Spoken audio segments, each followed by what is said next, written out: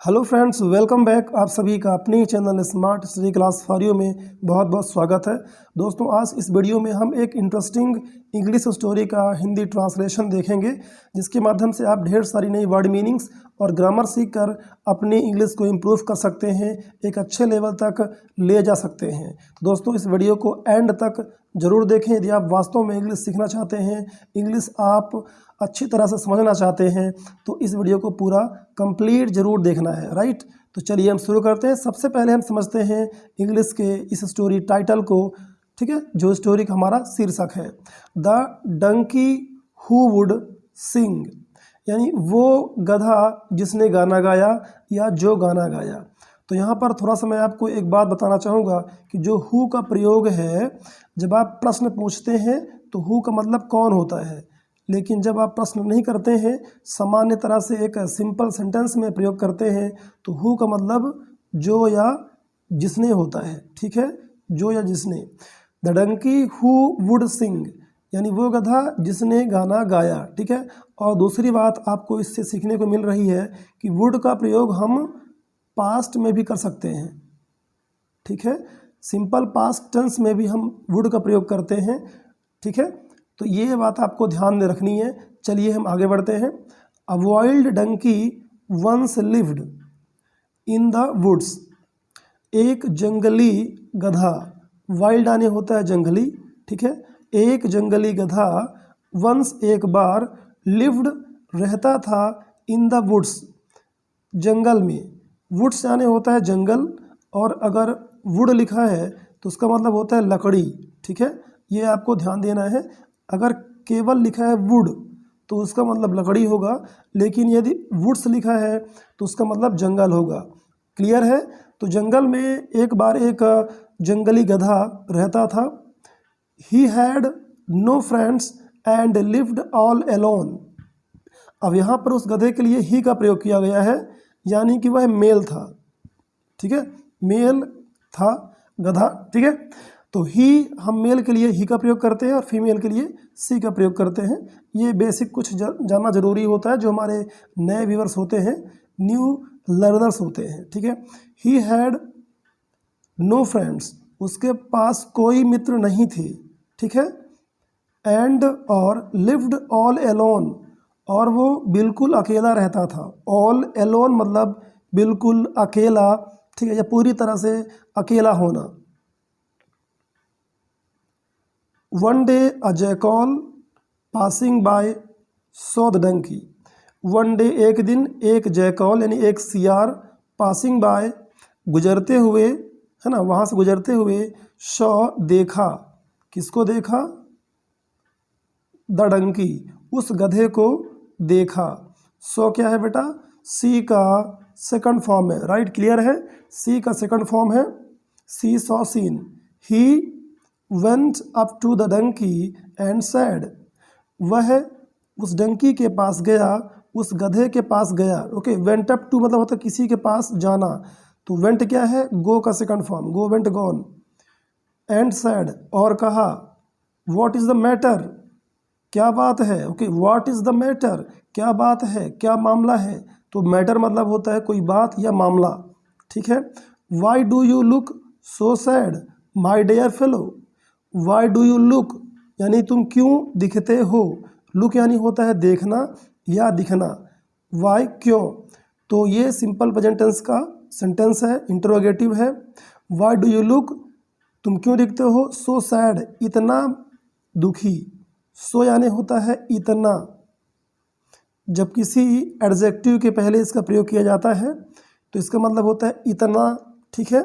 So sad, okay, so well, so good, so nice, इस तरह से हम यूज़ करते हैं। माय डियर फेलो, मेरे प्रिय साथी, तुम इतने दुखी, सो सैड क्यों दिखते हो। क्लियर है। तो इस तरह से आपको सेंटेंस को तोड़ तोड़ के पढ़ना है ना, उसको अच्छी तरह से समझना है, ताकि आप हर बारीकी को, हर चीज़ को अच्छी तरह से समझ पाएँ और स्वयं सेंटेंस भी बना पाएँ।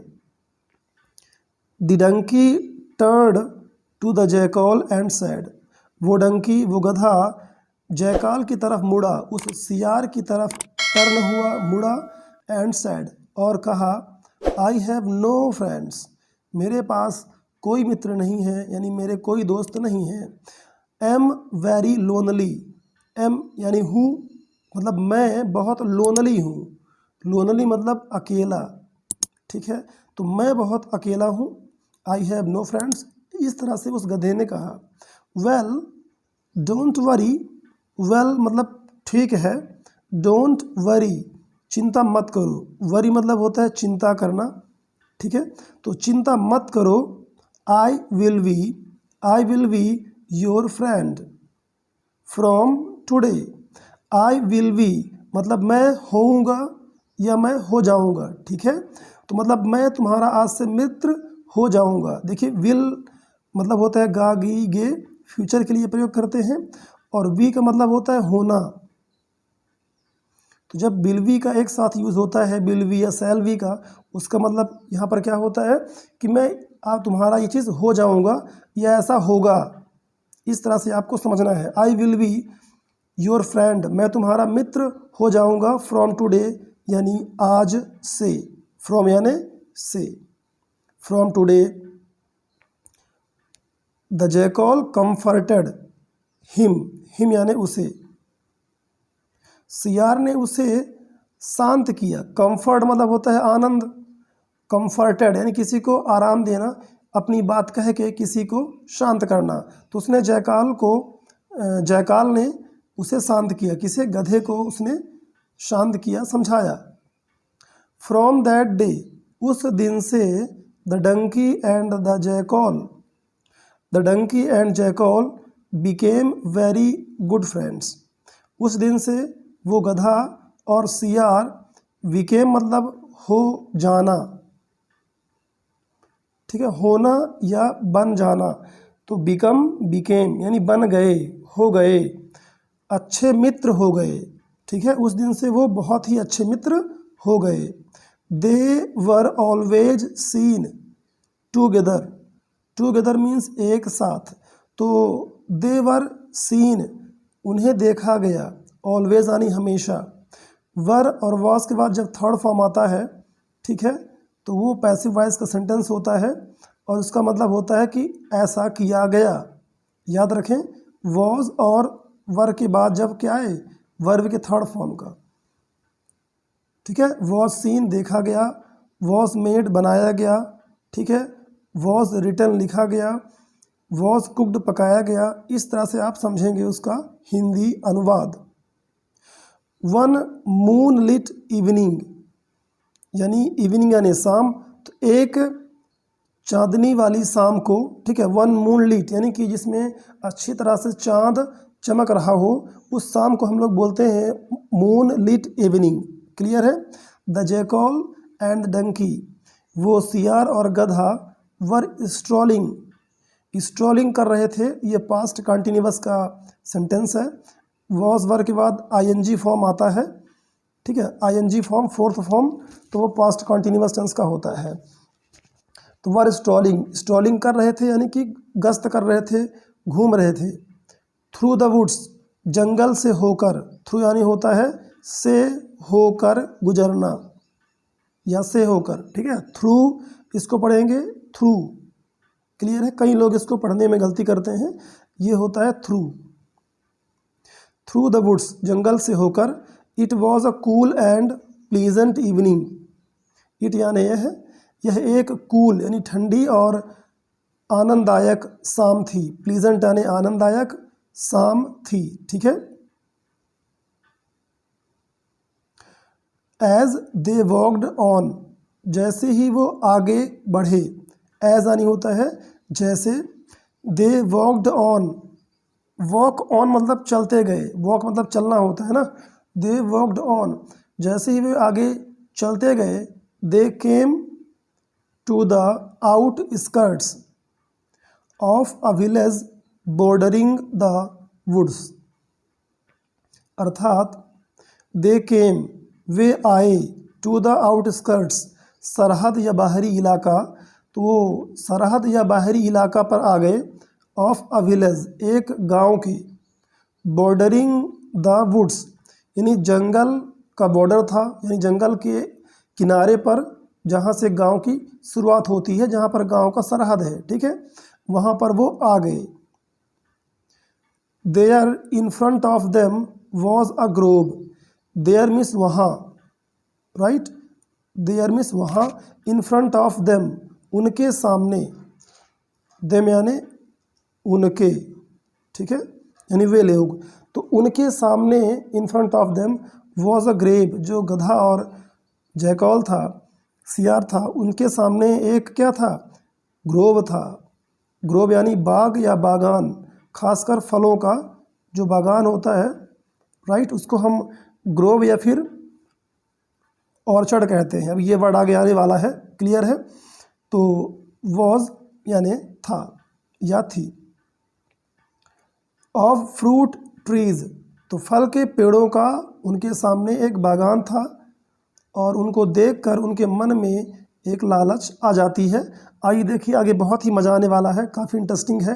ओह लुक, अरे देखो, ओह लुक, अरे देखो, हाउ वंडरफुल, हाउ वंडरफुल यानी कितना आश्चर्यजनक या कितना सुंदर। जब आप कहना चाहते हैं कोई चीज़ कितनी इंटरेस्टिंग है, कितनी अच्छी है, तो आप कहते हैं how wonderful.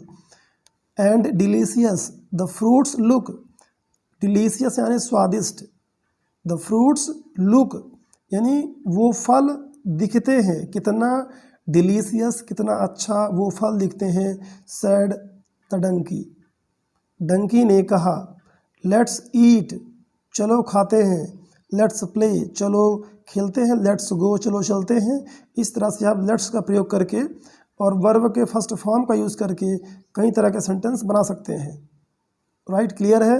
Some of them, some of them यानी तो उनमें से कुछ, उनमें से कुछ, तो चलो हम उनमें से कुछ फल खाते हैं।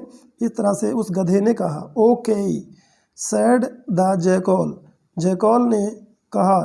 से का सेकंड फॉर्म होता है सैड, थर्ड फॉर्म भी सैड होता है।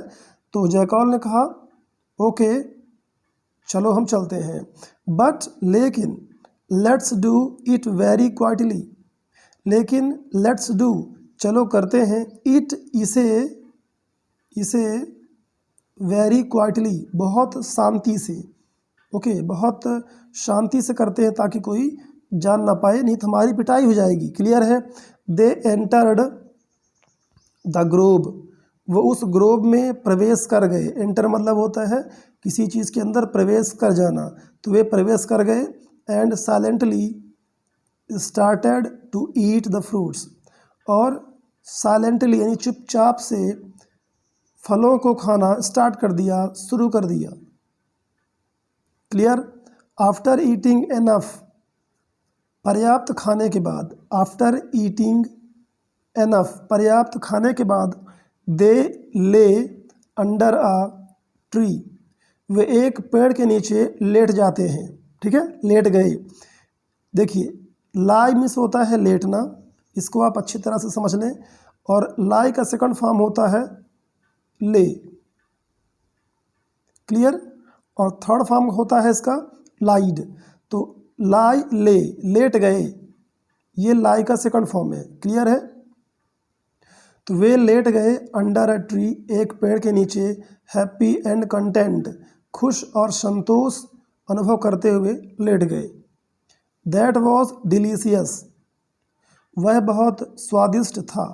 But there is something missing, लेकिन देयर इज समथिंग मिसिंग, लेकिन कुछ मिस है, जो हमसे छूट रहा है, जो अधूरापन लग रहा है। टू नाइट, आज रात, टू नाइट यानी आज रात, इस तरह की बात कौन कहता है, डंकी, ऑफ कोर्स, उस गधे ने कहा। सैड कहा, द डंकी यानी उस गधे ने इस तरह से कहा। What is that, asked the jackal, सियार ने पूछा। आस्क्ड यानी पूछा, सियार ने क्या पूछा। व्हाट इज दैट, वह क्या है, वह क्या है जिसके बारे में तुम कह रहे हो। वाई, क्यों। म्यूजिक, ऑफ कोर्स, बेशक, संगीत, ठीक है, बेशक हम जिसकी बात कर रहे हैं वो संगीत है। ऑफ कोर्स यानी होता है बेशक, of course. Answered the donkey, donkey ने आंसर किया, जवाब दिया। लुकिंग अ लिटिल सरप्राइज, थोड़ा सा सरप्राइज्ड यानी कि आश्चर्यचकित दिखते हुए, ठीक है, थोड़ा उसके चेहरे में आश्चर्य सरप्राइज का इमोशन था उसके अंदर, है ना। तो looking surprised, the jackal asked, उस सियार ने पूछा, वेयर आर वी गोइंग, हम कहाँ जा रहे हैं। Where are we going to get music from, ठीक है। देखिए यदि कभी वेयर के सेंटेंस में लास्ट में क्या आता है, फ्रॉम, तो इसका मतलब होता है कहाँ से।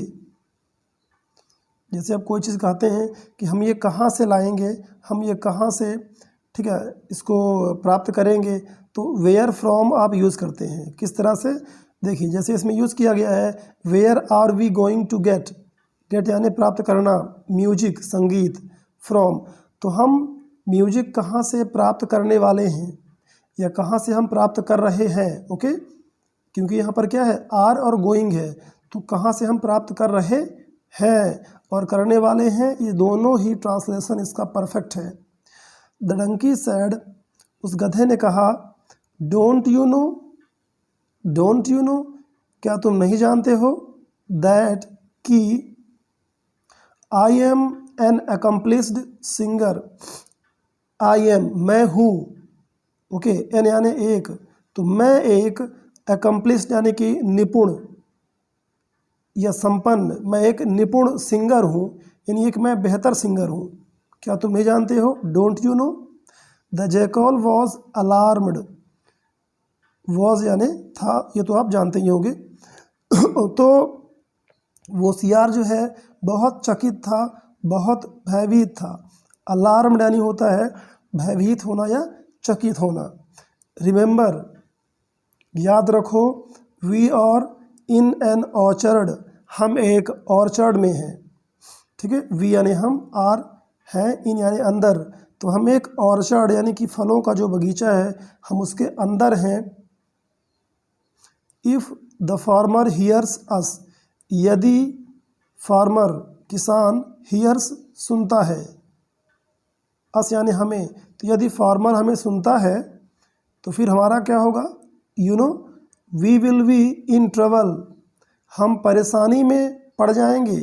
विल बी मतलब होगे, ठीक है, अभी मैंने आपको ऊपर समझाया था, होगा या होंगे। We will be in trouble, trouble means परेशानी, इन यानी में, तो हम परेशानी में पड़ जाएंगे या परेशानी में होंगे। If you want to sing, let us go away from here. If you want to sing, यदि तुम गाना चाहते हो, यदि तुम गाना चाहते हो, लेट अस गो, चलो चलें, ओके, लेट्स गो, यही होता है लेटस का शॉर्ट फॉर्म। जैसे अभी हमने आपको ऊपर बताया लेट्स, आपने पढ़ा होगा, तो लेटस का वो शॉर्ट फॉर्म होता है, let's go, let's play, let's sing. तो चलो चलें, फ्रॉम हियर, यहाँ से, अवे मतलब दूर, तो उसका मतलब ये है कि यदि तुम गाना चाहते हो तो चलो हम यहाँ से दूर चलते हैं, let's go away from here. He advised the donkey, उसने उस डंकी को, उस गधे को सलाह दिया यानी एडवाइस दिया। तो देखिए एड, एक होता है एडवाइस, लास्ट में होता है सी, एक होता है एडवाइज। तो एडवाइस एक ये नाउन होता है, ठीक है, लेकिन जो एडवाइस है जिसमें एस रहता है वो एक वर्ब होता है, सलाह देना। तो ये डिफरेंस आप याद रखें। ही एडवाइज्ड, उसने सलाह दिया उस डंकी को, उस गधे को। यू थिंक, तुम्हें लगता है, तुम सोचते हो, आई कांट सिंग, मैं नहीं गा सकता हूँ। डोंट यू, क्या तुम्हें नहीं लगता है, ओके। यू थिंक, तुम्हें लगता है, I can't Singh, don't you, तो मतलब ये हुआ कि तुम्हें लगता है कि मैं नहीं गा सकता हूँ, है ना। आस्क्ड द डंकी, डंकी ने पूछा, आस्क्ड यानी पूछा, क्लियर है, आस्क, आस्क्ड, आस्क्ड। इन अ हर्ट वॉइस, एक दुखी आवाज़ में, दुखी आवाज़ में उस गधे ने उससे पूछा। Wait till you hear me, ठीक है, यू हियर मी, तुम मुझे सुनते हो, ठीक है, तुम मुझे सुनते हो। वेट टिल, टिल मतलब होता है तक, यानी कि मुझे सुनने तक तुम इंतज़ार करो, वेट करो, ठीक है। The jackal realised that the donkey was not willing to take his good advice. The jackal realised, realise यानी होता है एहसास कर लेना, एहसास, ठीक है। तो जैकल ने, सियार ने एहसास कर लिया दैट कि donkey was not willing, donkey इच्छुक नहीं था, ओके। विलिंग यानी होता है इच्छुक, किसी काम को करने के जब आपका मन नहीं होता है ना, तो आप कहते हैं I am not willing to do that. The donkey was not willing, donkey इच्छुक नहीं था, to take his good advice, उसकी अच्छी सलाह लेने के लिए वो इच्छुक नहीं था। क्लियर है, विलिंग यानी इच्छुक। ये आ गया देखिए एडवाइस, जिसकी हम बात कर रहे थे, जिसके लास्ट में सी होता है, एडवाइस, सी। तो ये एक नाउन होता है जिसका मतलब होता है सलाह, केवल सलाह। और जो एडवाइस होता है जिसके लास्ट में एस ई होता है, उसका मतलब होता है सलाह देना, वो एक वर्ब है। ही मूव्ड अवे, ही वह, मूव्ड अवे मतलब कि वहाँ से चला गया, मूव कर गया, दूर। एंड हिड हिमसेल्फ, हिड देखिए हाइड का सेकंड फॉर्म है, हाइड यानी छुपना, ठीक है, ये छुपाना भी होता है, उसी का सेकंड फॉर्म है हिड। हिमसेल्फ यानी खुद को, स्वयं को। बिहाइंड यानी पीछे। अ क्लम्प ऑफ ट्रीज, पेड़ों का झुंड, पेड़ों का समूह।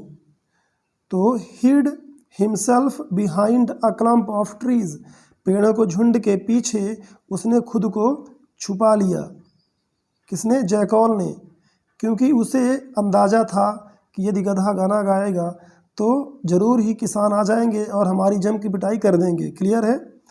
The donkey threw back his head and started sing his song, ठीक है। तो गधे ने थ्रू बैक हिज हेड मतलब होता है उसने अपने सर को क्या किया, थोड़ा सा पीछे उठाया, पीछे किया। इसका मतलब होता है थ्रू बैक हिज हेड, अपने सर को थोड़ा सा पीछे की तरफ फेंकना। इसीलिए यहाँ पर थ्रो का वर्ड की यूज़ किया गया है, THROW, थ्रो मतलब होता है फेंकना, थ्री वाने फेंका, ठीक है। तो यहाँ फेंकने का मतलब है कि उसने अपनी गर्दन को तेज़ी से पीछे की ओर किया, उठाया। एंड स्टार्टेड हिज सॉन्ग, और उसने अपना सॉन्ग, अपना गाना शुरू कर दिया, स्टार्ट कर दिया।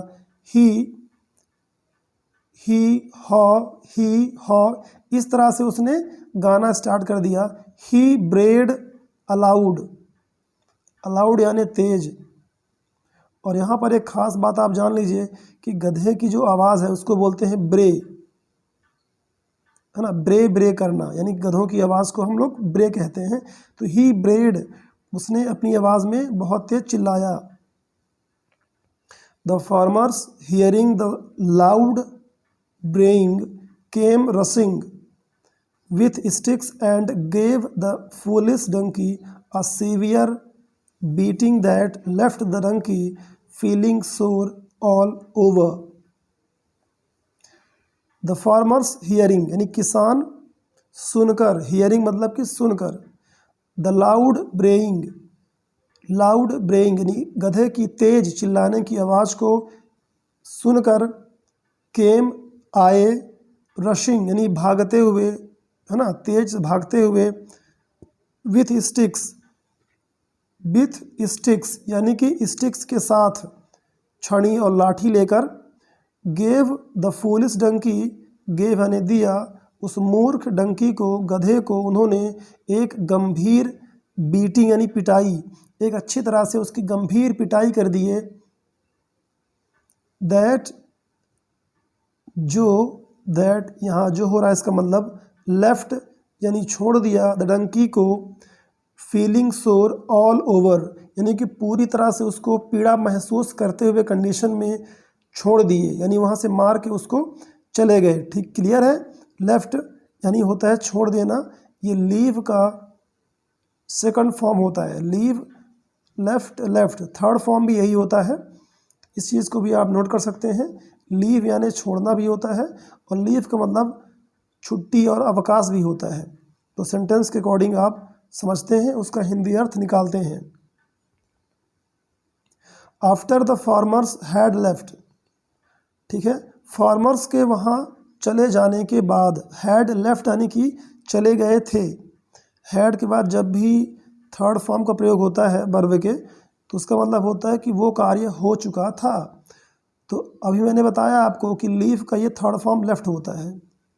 तो हैड लेफ्ट चले गए थे, किसान चले गए थे। उसके बाद आफ्टर दैट द जैकल वो सियार went over to his friend अपने मित्र के पास गया। ही सैड उसने कहा, is this the prize you won for your singing. उसने कहा इज के पहले आने से ये सेंटेंस इंट्रोगेटिव हो गया। इसका मतलब होगा क्या क्या क्या।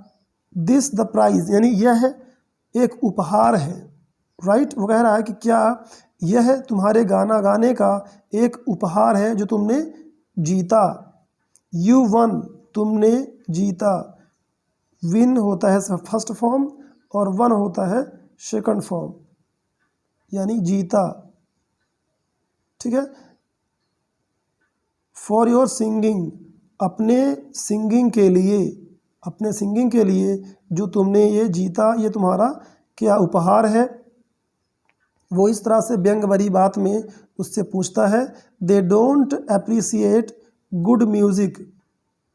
देखिए अप्रिसिएट मतलब होता है प्रशंसा करना। अप्रिसिएट करना यानी कि किसी भी काम को सराहना या प्रशंसा देना। तो they don't appreciate good music, वो अच्छी म्यूजिक को प्रशंसा नहीं देते हैं। Replied a hurt and ashamed donkey. एक हर्ट यानी होता है चोटिल, एक चोटिल, और असेम्ड यानी होता है लज्जित, असेम्ड। तो वो अपने ऊपर लज्जित भी था कि उसने अपने दोस्त की, अपने मित्र की बात नहीं मानी। तो ठीक है। द जैकल रिप्लाइड, जैकल ने रिप्लाई दिया, जवाब दिया, दिस इज़ वॉट हैपेंस। यही होता है। जब आप कहना चाहते हैं कि हाँ किसी की बात ना मानने से, ऐसा ना करने से यही होता है, तो आप कहते हैं दिस इज़ वॉट हैपेंस, है ना, यही होता है। व्हेन यू डोंट लिसन, जब तुम नहीं सुनते हो। ओके, व्हेन जब, यू डोंट लिसन तुम नहीं सुनते हो, टू द एडवाइस सलाह को, ठीक है, टू द एडवाइस सलाह को, given by a good friend एक अच्छे मित्र के द्वारा दिए गए सलाह को जब तुम नहीं सुनते हो तो फिर यही होता है, राइट, यही परिणाम होता है। दिस इज़ वॉट हैपेंस, यही होता है। I hope you have learned a lesson, मैं उम्मीद करता हूँ, आई होप मैं उम्मीद करता हूँ, आशा करता हूँ कि तुमने एक सीख लिया है, यानी एक आपने लेसन यहाँ से सीखा है। लेसन मतलब होता है पाठ या कोई सीख जब आप प्राप्त करते हैं किसी भी कहानी से। लर्न यानी होता है सीखना, तो यू हैव लर्नड तुमने सीखा है एक सीख, एक नया पाठ। ओके, तो आई होप दैट दोस्तों इस वीडियो को पूरा सुनकर आपने भी एक लेसन, एक पाठ जरूर सीखा होगा और आपने अपनी इंग्लिश को भी इम्प्रूव किया होगा। यदि ये कहानी अच्छी लगी और ट्रांसलेशन अच्छा लगा तो इस वीडियो को लाइक करके अपने दोस्तों में ज़रूर शेयर करें।